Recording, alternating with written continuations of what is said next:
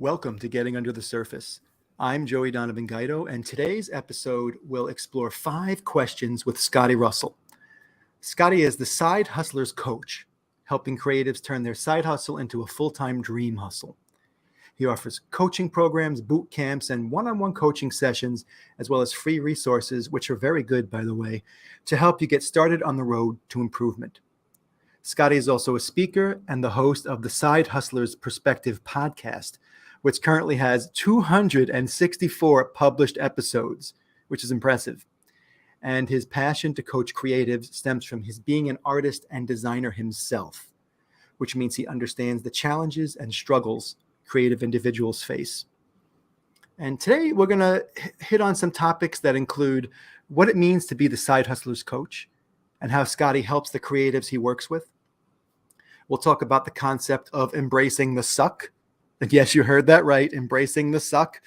We're going to discuss what it's like to be a dad or a parent with young kids and run your own business. And we'll tackle fear and how our guest helps his clients overcome it. So let's dive in. Scotty, thanks for being here today. Yeah, appreciate you having me and working around my schedule. It's been a really crazy jump to 2022. So yeah, it's nice to be able to breathe and do something like this. Yeah, for sure, man, for sure. So I'm going to hit you up with that first question. Tell us briefly or not briefly, some of the things you typically focus on as the side hustler's coach. In other words, how do you help the creatives you work with? I mean, you kind of just hit it all right there in the intro, man. I don't think Sorry. you need anything else from me. But more specifically. So 3 things I tackle that I realize creatives are missing. You know, what I teach, philosophy, personal development, mindset, it applies to like anybody doing anything in life, anybody trying to build something for themselves against the grain of the traditional norms, what society tries to tell you, this is the path.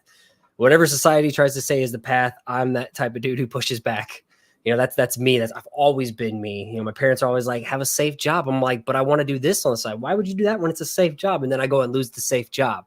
But thankfully I was betting on myself all those years that I was able to like take the full-time leap before I was ready, but I was prepared because of what I teach creatives. So I notice majority of people are lacking clarity, you know, understanding what is the clear direction to go. What are my targets? How am I going to get there? How do I have a strategic plan that's also flexible, aligning with things that I'd love to do? Next, they're missing the accountability. It's easy to let myself down. You know, I'm infamous. It's easy to dig in my bag of excuses. But when I have a community around me, which I'll get to in a second, or like a coach or somebody pushing me, you know, then I can really take the next step. So I try to teach or nurture ambition and internal accountability, and then layer on external accountability as well.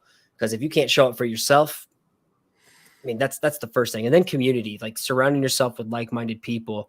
So many people are isolated on an island. That's where I used to be. And they don't know things are possible, or their inner critic convinces them something's not possible because they're not surrounded by people already doing it. They're surrounded by like time suckers, energy vampires, energy vampires and people that don't value their time. So my job is to show them it's possible, get them in an accountability setting, get them out of their own way, and really layer on what it feels like to have that support system from a community aspect, and everybody just driving towards some kind of prize in their own lanes at their own pace. Yeah. Sweet. That's cool stuff, man. And I feel like I know you focus on working with creatives, but that is all really important stuff for any business owner, right? Well, and some of my one-on-one students aren't creatives. That's just who I target. Okay. But everything I teach can apply to, like, I have a digital nomad client named Trevor, travels all the world, just creates content and shares people's stories, but it's not like visual art or anything like that. I had one student who was a debt-free coach, he wanted to build his brand and gain traction and make an impact by educating people on how to get out of debt. So it's like what I teach can apply to anyone. Just have a soft spot for creatives. Yeah, no, I understand that myself.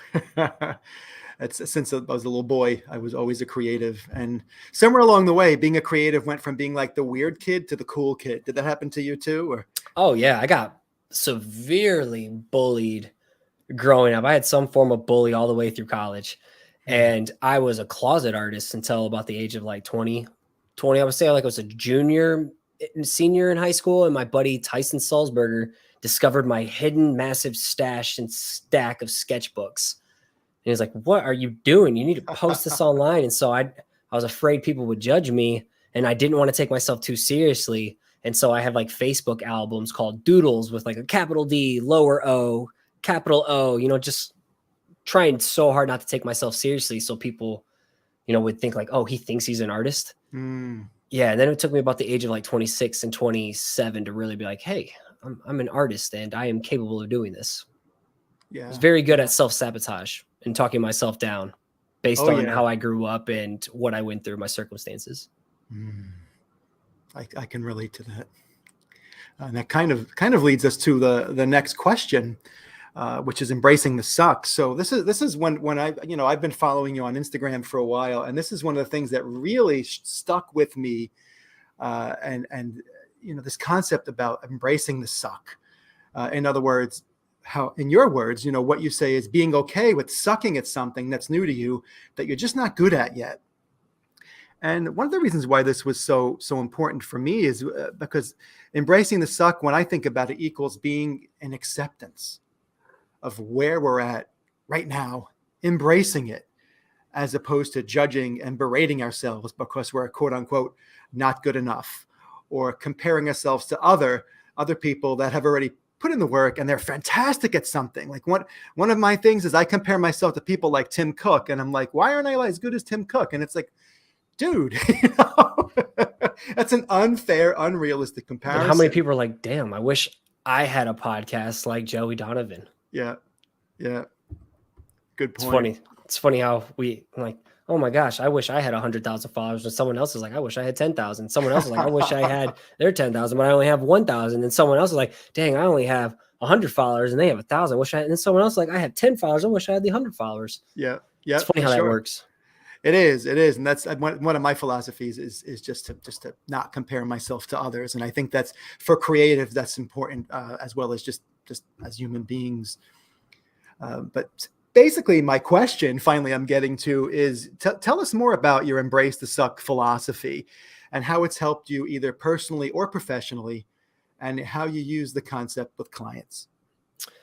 So as an artist, typically we're a creative or a designer, visual artist, content creator, whatever, whoever you are, you're your own worst art critic.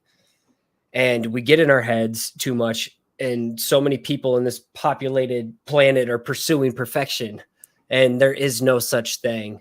And what I like to teach my students is like 85% ground beef, 85-15. You can show up 85% of the time, 365 days in a year. You show up 300 out of those days and you just put out your best effort. It doesn't even have to be 100%. If you just do 85 at a minimum, big things are going to happen for you. Show up, be consistent. 300 and 365 days, you post one piece of artwork. Major things are going to happen for you. Massive breakthroughs will happen. But so many people feel like everything they do, everything they create, everything they share has to be 110%. They get up to the plate and they have to hit a grand slam every time. It's way too overwhelming. It's too much pressure. Instead, it's like, embrace the suck in the beginning. I'm a big fan. If you go back all the way to my Instagram at the beginning, I was just posting turds. I say everybody should post turds. It takes a lot of crappy work to stumble across your gold. And some of that work back then was bad, but then you could see a year later, it was getting better. But then a year later, it was getting better. I can go back to all these old pieces, even 6 months ago, and I want to see like how bad that was. I want to notice like, wow, it wasn't that good, but now I can understand what I did wrong. I can improve it. And I go back and revamp pieces all the time. And also I'm a big believer, like every year we should chase something that's new, that's exciting, that scares us. What's the quote? Every level, there's a new devil. So every year I'm trying to find one new thing I can suck at that's going to like push my business forward. In the beginning, it was sharing my artwork, just creating and sharing. I sucked at it. I got good at it. Then it was sharing my voice through microblogging on Instagram. But then I was like, I felt I had more to say. So now let me go suck as a writer on blogging. Blogging led to public speaking. Now I'm going to go suck at public speaking. Then that led to podcast. I'm going to suck at podcasting. And then that led to coaching. And then that led to selling resources. And now it's like, okay, what scares me the most is doing live streaming podcasts for me in front of a live audience. That's the next transition. I'm just willing to suck at something new each year. Yeah, that's interesting because I've been thinking about doing a podcast for a few years now, and like a lot of business owners, I don't have a lot of free time, and I have two kids and a wife, and who has health issues, so it's a lot of family time is necessary in my day. And my son actually said to me, he's like, Dad, growth, and he's 15. This kid's brilliant. He said, Dad, growth comes through putting yourself in uncomfortable situations. 15-year-old said that? Yeah. Wow. Yeah. Imagine where he's going to be when he's 33 and my age. Oh yeah. That's impressive. what I think about too. Yeah. Thank you. And so, and he was right. And I was like, you know what? I have something I want to share with the people who need to hear it. It's a message that comes through me from the universe. And I'm like, I'm just going to do it. And here we are on the 4th episode, which is like, just, wow, cool. Congrats. Find a way to celebrate with him when you hit number 10, because that's like the first barrier. Okay. Gotta get 10. Yeah.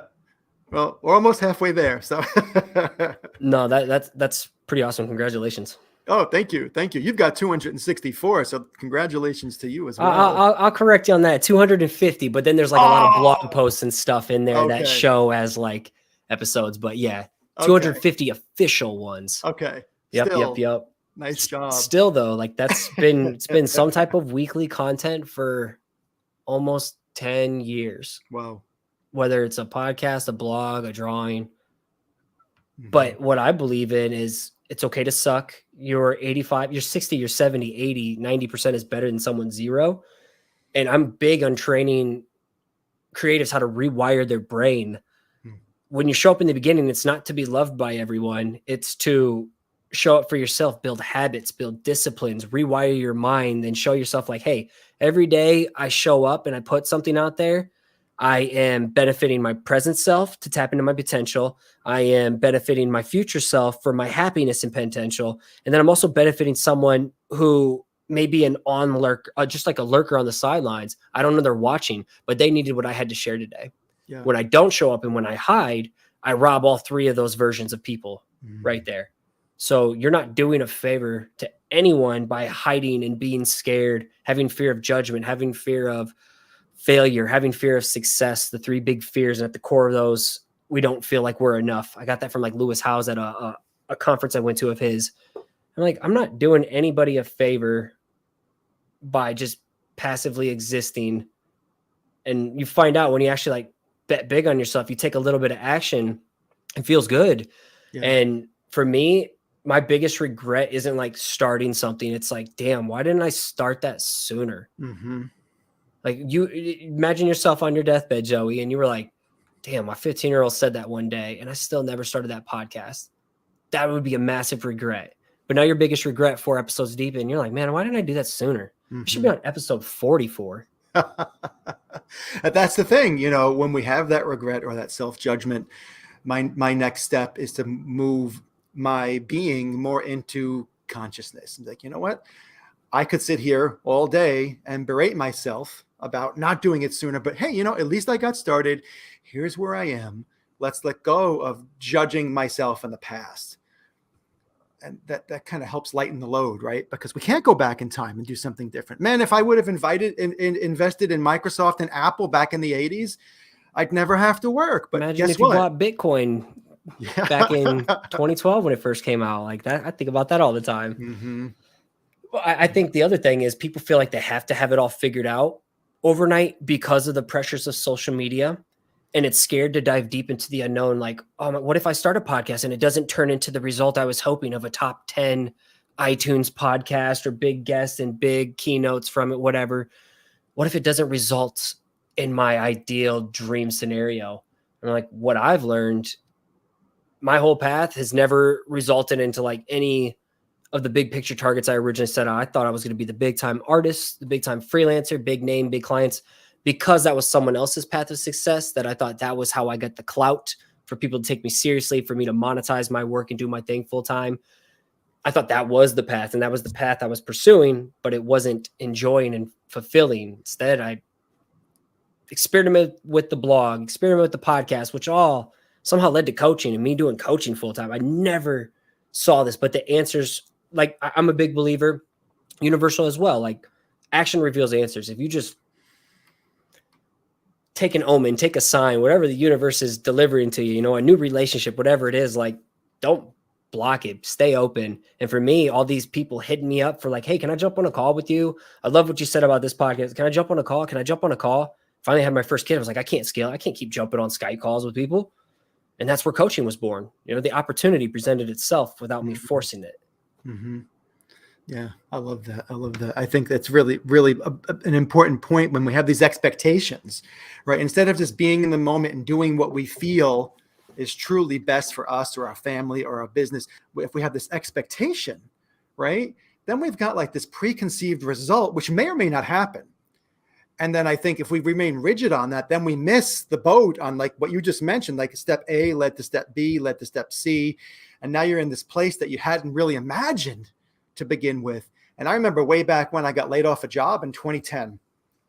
And part of me was bummed, but I hated that job. So part of me was really glad. Blessing in disguise. Yeah. And I knew that, but I did not know what that blessing would be. And then I got hired as a freelancer to do SEO. And all of a sudden they're like, listen, but we want to train you. We want to pay you to train you for 3 weeks. I'm like, okay. So they trained me and I love this thing called SEO. I got really good at it. And now I run a business for almost 10 years that does web design and SEO. Never, ever thought that would be a reality that I lived in. And it was really just because I took that action. I filled out the paperwork to be on that freelancer, to get that freelance opportunity. And just, so I love that. How action, what did you say? Action reveals answers. And something else you said there, I got rug pulled by my safe day job in 2019 after getting a big boy raise and making my own UI UX senior designer role. But I think what fires me up so much is there are no safe day jobs. Why I do what I do is because there's so much fear, uncertainty, and doubt in this world. FUD. So many things outside of our control, like today, Ukraine and Russia and, China and Taiwan, whatever's going on in this world. But what we do have control over is what we build for ourselves. Like in order to be selfish, you got to be selfish to find your gift so you can selflessly give it away. And I want to teach people how to build something on yourself, how to hedge against an uncertain day job, uncertain geoeconomical, geopolitical climate we're all a part of that's outside of our control. But what is in your control is how you show up, pouring yourself into something that you truly love, honing your craft, providing impact and value with what you do, like going all in on yourself so you can like make a rippling impact way after you're deceased 6 feet deep in the dirt. Like that's cool to me. How can you make a lasting impact on people within your circle of influence or people all the way out there on different pockets of the planet, and then set a great example for your kiddos, and then create generational wealth, and then change your family tree, do all the things that your parents didn't have the opportunity to do. I'm like, that's what fires me up. I'm like, why would I live in the sad, sappy, sorry soul Scotty used to be of feeling sorry for myself and playing the victim because of my circumstances growing up? I'm like, life is about choices and perspective. There's so many people out there that would kill to be in your spot and kill to be in my spot. And yeah, I feel like when you show up for vanity metrics, like, oh man, I got more likes today on this post. That's what I used to do. I used to show up for the validation, the oxygen of like, oh my gosh, people love me. And then algorithms change. I'm like, oh my gosh, I suck. My performance of what used to do work. But then I'm like, wow, I'm creating for the wrong reasons right now. Yeah. Who's that one person that needed what I had to say today?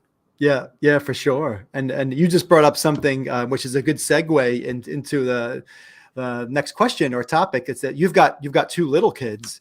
Mine are teenagers. But I wanted to ask you, what's it like for you as a parent running your own business? It's hard. I'll talk about those 3 big fears: fear of failure, fear of judgment, fear of success. And for me, it used to be fear of judgment. I used to care. I'm recovering people pleaser over here. I care still, but not enough to like let it paralyze me from making moves.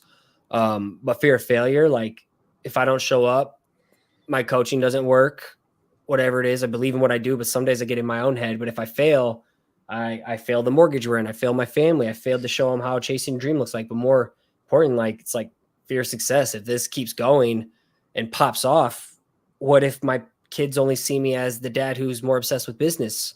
What if I like somehow abandon them? I don't know. Like that scares me. So sometimes I'll upper limit myself and self-sabotage the next level of success that's coming. So for me, it's about constraints and boundaries. You know, I'm a workaholic. I'll say it. I love my work. I could work in my studio all day, coaching all day, and then drawing all night. I could do that. I could do that and would be fine. I would totally be fine. But my wife put me in check. So when we had my first kid, or when little Scotty, when we found out we were expecting little Scotty the third Christmas Day of 2017, I was like, holy crap. I am so immature. I'm not making enough money. And do I have to give up my side hustle now? When in fact, it just showed me like, oh, no, actually, I'm just doing too much. Everything I'm saying yes to isn't important. What are like the top 1 to 3 things that are driving my side hustle forward right now? Double down my focus, which ended up making me respect my constraints and my boundaries more. Here's my hard deadlines. I'm done. Here's my family time. Here's this. Like I live and die and breathe by a schedule. So me having kiddos was like the best thing that ever happened to me, you know, in terms of growing up, focus, discipline, prioritization. And now I'm just like, okay, now how can I nurture my son's drawing skills?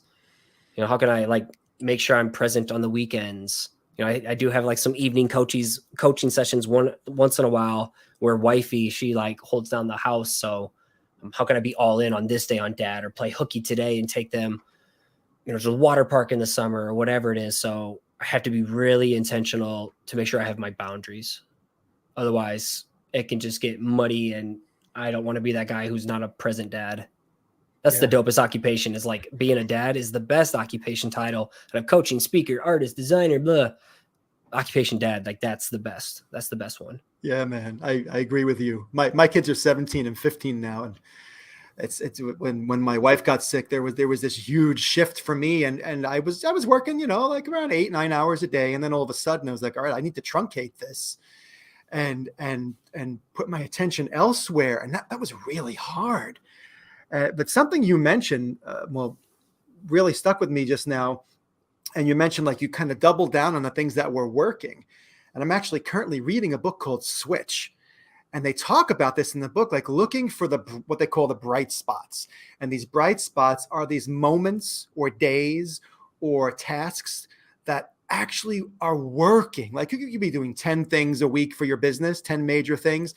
And when you look at it, like only 2 are working and 10 are like just wasting your time. So why not double down or triple down on those 2 that are working? Right? That's what I do with my students. But mine's even more like, I have to check that book out. I'm really a big fan of like Atomic Habits from James Clear. And then The One Thing from Gary Keller. What's really changed the game for me is like, oh, why am I doing so much? What's the one thing that drives the biggest results? What's the one thing each day that I should do that aligns with the number 1 priority for this week, that aligns with the number 1 priority for this season? And I'm guilty. I have like maybe 1 to 3 priorities now. I can't take on more than 3. So I guess through Switch, like that concept of like identify, here's my 3 areas. And during this season, this one gets the 70% of my focus, because we think we can do it all. Let me put 100% of Joey in all 5 of these buckets. And it's impossible. Yep. You get 20% each, which is never where you want to be. The end result is always way less than you are capable of, I think, when you spread like that. I'm experiencing that and doing exactly what you're talking about, paring down and kind of just pruning out stuff that's not working. Delegate, eliminate, or push to the back burner. Like, that's forever a difficult thing for me. I get better, been hiring a team, but still, it's like, still some things I have a hard time letting go of, or I'm just too close to it, where I'm like, at the end of the day, I'm like, why the hell am I doing that? Yep. Yeah. It's, you know what I find though? I find a lot of people are a lot of business owners are like that. And I know some really good people who are very, very talented, and they wind up hitting this very low ceiling because, well, I got to do everything. I'm like, well, who's your accountant? I do that too. And sometimes finances dictate that we have to do it all ourselves, right? When I started, it was just me. And then somebody said, hey, can you build me a website and optimize my website as well? And I was like, well, okay. And I pulled in my guy who built my website, and he became my first team member. Now I've got 10, and I'm still too busy. I'm still handing off stuff. But I think one of the things that I've known for a long time, but I see there's a deficiency for some people, is that they think, well, if I don't do it, it's not going to get done right. And that is why we train our people. That is why we make documentation and processes and videos. And it sounds daunting, but hey, would you rather keep doing it yourself or do one video training that takes 2 hours that you can hand off to every single new team member? Yep. That was really hard for me with like the whole podcast team, but eventually just one person brought on at a time. Here's a whole system. I'm a systems, processes, routines, discipline, habit, structure dude. Cause otherwise I lived the life of a hobbyist, showing up and winging it, and I didn't gain traction. And then I wonder why I wasn't. But when I show up with intent, things start to change. And then so many people tell me, I just lack the motivation. I'm like, well, I don't feel motivated to write in the morning, but that's where I have the most willpower. I'm a writer at the end of the day. Crazy. Like that's my biggest asset in my business is writing. And I still don't consider myself as a writer, but a lot of people say they're lacking the motivation. I'm like, motivation comes from 2 sources for me, 3 sources. Sometimes I'm just like ambitious, internally motivated. And I don't think you can teach ambition. You can nurture it, but also motivation I've learned comes from the act of doing, just getting started, just start and you'll start finding your groove. Or the active routine. Like this is what I do every time at 2:30, I go to the gym. That's what I do. Yep. It's a non-negotiable. I don't have time to feel motivated or lack of motivation. Just what I do. Yeah. Yeah. Zig Ziglar once said that you don't wait till you're motivated to get started. You get started and then you'll feel motivated. Yeah. Same thing. Yeah. And he also said it's harder to fall down and get back up. So it's easier to just like stay up. So hence why like personal development consumption, I have to be very careful of what I consume or who I'm around. Cause if I like get in a weird rut or a hole, which always comes, it's just a cyclical game that we play. It's all cyclical, ebb and flow. But I'm like, okay, I just realized I can put myself in a better position if I'm constantly like filling myself up with proper things and around the right people versus like, oh crap, I'm sliding down the hole again. This one's going to take a lot longer to get myself out of. Yeah, that's a great point. And that's great advice to keep yourself buoyant, so to speak, to keep the raft inflated properly, or your tires on your bike inflated properly, instead of saying, oh, I almost have a flat tire. Let me fill that up. Now you've got this mountain to climb to get back to where you want to be. Right. And so Scotty, we've kind of touched on fear a little bit, but I'm hoping we can dive a little bit deeper in to this. Pull the Band-Aid off, man. Go deep. Yeah, man. Okay. So one of the things you posted on Instagram, I don't think it was that long ago, is you were talking about your art. And you said, life is too short to only focus on making money. I've been so driven out of fear to make my coaching business successful, profitable, that I forgot how important drawing was to me. And I see this in my own life. I see this in my colleagues and my clients' lives and my friends. Fear can be a controlling monster that can cause copious amounts of resistance, anxiety, and stress. So I was hoping you could tell us a little bit about your experience with fear, or if you prefer, you can tell us how you help your clients overcome their fear. Yeah. So it's been just like a weird last 2 years identity crisis, just a shift, like coaching all of a sudden paid the bills, and it's been really good, very successful at the same time. I'm like, man, something's missing, doing too much. I'm not having fun like I used to. What's missing? Drawing's selfish. It's not making money. I did enough freelance and all that world. It wasn't fun for me. So if I draw for myself now, that's just selfish when, I'm making 6 figures now from coaching. And if I take time away from that, like what happens if the business falls and then I fail my family? Just, oh my gosh, then we're going to be on the street. Like, no, you dumb. You can just get another day job. It's just inner critic at work. It's self-sabotage, solely me. But yeah, drawing again, it's like, wow, now I'm having fun when I've tapped into the source of what got me here, what was fun, and like not pressuring it to make money. It's like, holy crap, I'm having fun again. When I'm drawing now 30 minutes a day, even with my crazy schedule after dad mode, kick it with wifey, we get to bed by 9 o'clock, just relaxing, have ourselves a late treat and just like watch Schitt's Creek or something on Netflix. And then I just like draw 30 minutes, 40 minutes. That's my Zen time. And And when I didn't pressure it to make money, all of a sudden, like drawing in a space I'm really passionate about, Web3 and NFTs and crypto, exploded in front of me. I'm like, holy crap. Now I'm like building an audience, doing all the stuff I learned in Web 2, bringing it all over here in Web 3, building relationships, coaching people in this space. And now I like get to monetize my artwork and fill my bags of my favorite crypto investments. Like, what? But I was so blind to it because I shut it off. I dismissed it. I was like, nope, can't do this out of fear. It was out of fear. Fear robbed me from showing up. Fear made me hide. Fear robbed my current self of happiness, my future potential of the artist I can be that I was just putting on hold, putting on ice. And now I get to like make an impact on people through my work again, like I normally did. It wasn't just my writing and coaching. It's like my art. I can still get back to what I was doing in the beginning. My artwork is what started the blog post, which started the writing, and the art would serve as like the main mission. Now it's like, the artwork is still the writing and the storytelling, but now I can monetize it too without the pressure of it selling. I'm still having a blast right now. And now that I'm having fun, it makes me more on fire with coaching. I'm more patient at home with my kiddos. I don't know, like tapping into that source again just is spilling over to every facet. And I'm like, damn, I was blocking it out of fear. And so I ask my students really challenging questions like, what's your biggest fear in pursuing your creativity? A lot of them is like the fear of the unknown, the fear of being judged, the fear of failing, the fear of people laughing at me. Some people, it's the fear of success as well. And so we just really dive deep and explore. And then when they start saying it out loud, they realize how silly it is. And then I give them examples of other students who have found a lot of success once they stop hiding. And to me, like fear is like your spider sense is tingling. So when you're afraid of something, like, damn, I want to public speak, man, I'm really, really terrified. To me, like fear is just, or excitement is really just disguised as fear. It's cloaked. Here's this invisible barrier of fear. And on the other side of it, that's where the gains are. That's where the growth is. But logic, our lizard brain is wired to keep us safe. Our brain can only measure what we could lose if we took that risk.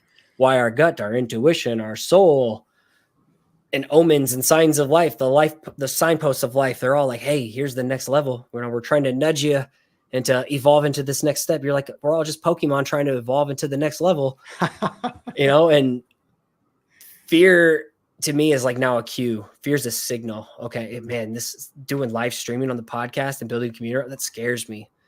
Probably should do it. Minting and selling my work in a new unexplored crazy space of NFTs scares me. Okay, I should probably do it. Learn a lot about it. Learn the advantages, the pros, the cons, but then just go for it. And every time I've leaned in, embraced the fear, man, that's exploded the next wave of whatever was holding me back at once. Yeah. Man, I like to ramble and go on these long tangents, so I apologize. I could probably be more succinct. No, I thought it was great. I thought it was a fantastic answer and also a brave one to, kind of. It's like I hear a question. I'm like, here's 3 ways I could take this. I'm going to hit all 3 ways. Well, brother, that's what this podcast is all about. So I'm grateful that you did that. And I've got one more question for you. I feel like we kind of covered it already, but I'm going to hit you with it anyway and see what manifests. Yeah. And that is, what is the biggest challenge you have faced personally or professionally? And how did you handle it? I would say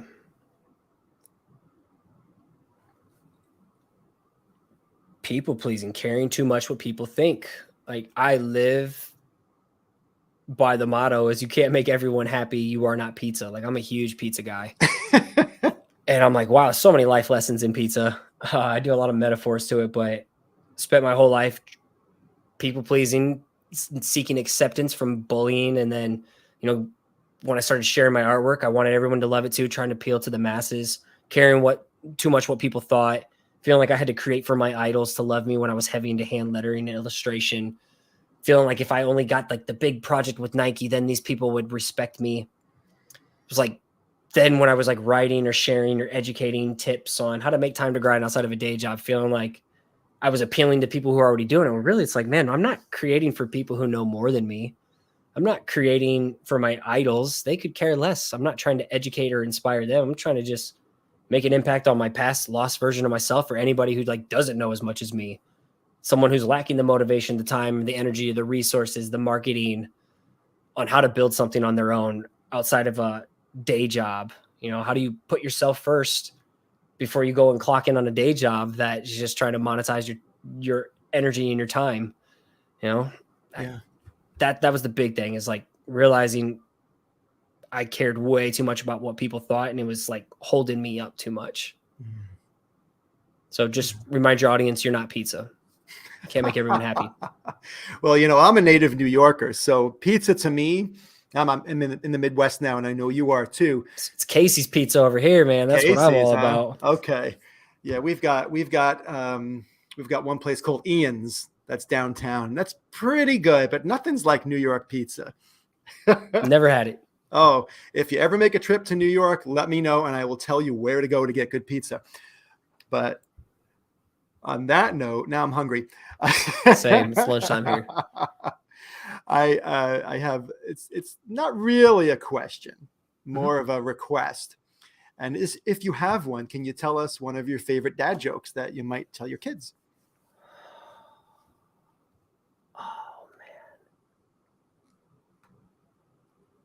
Dang, you put me on the spot. It's okay if you don't. Well, as we get off the call, I'll be like, oh, here's 5. Oh man.